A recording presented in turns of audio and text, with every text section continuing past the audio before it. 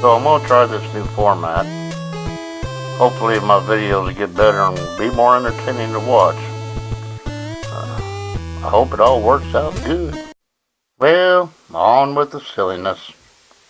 This article a few months back, and this has been one of my favorite articles, and I finally wanted to cover it on Think Tank because I think a lot of times we talk about slut shaming, but it's oftentimes how men slut shame women, right?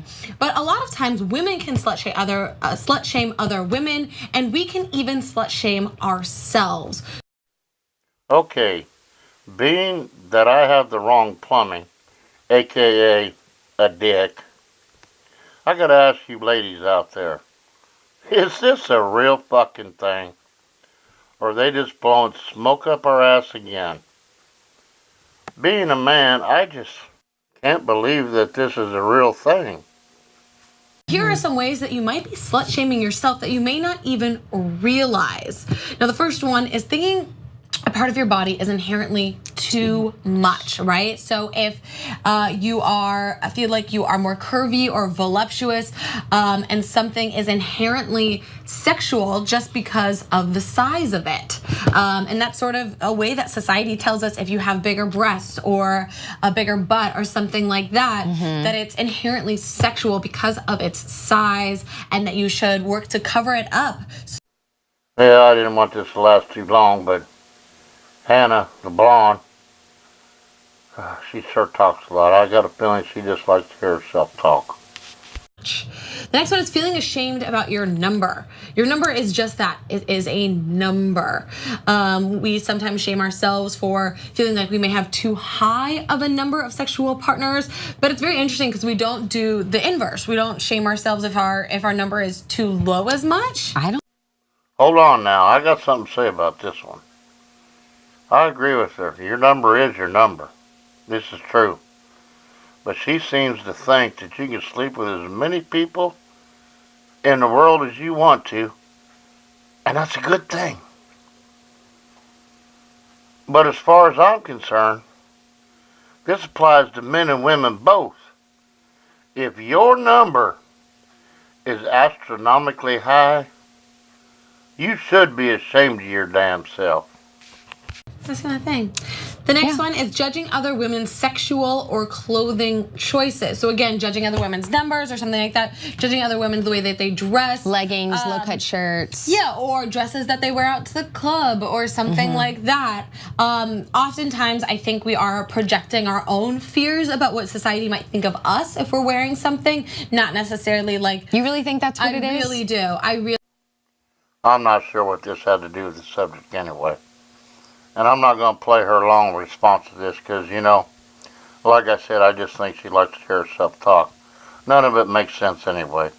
But eventually her little minion there asked her the question, do you think it's right to have a dress code in the workplace? She says, absolutely not. And she believes that women can dress any way they want, no matter what, and show as much as they want in the workplace, if that's what they choose to do. Well, what do you think about that?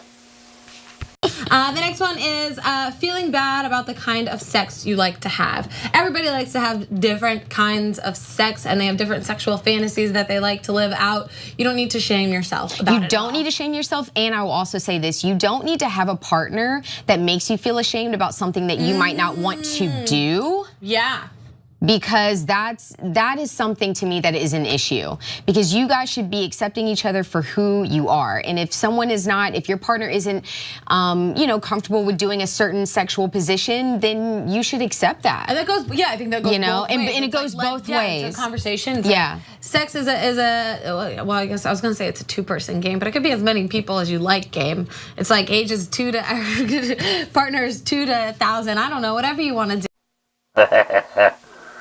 Well, I don't know about you, but I don't think her little minion there is too happy about her perverted views on sex.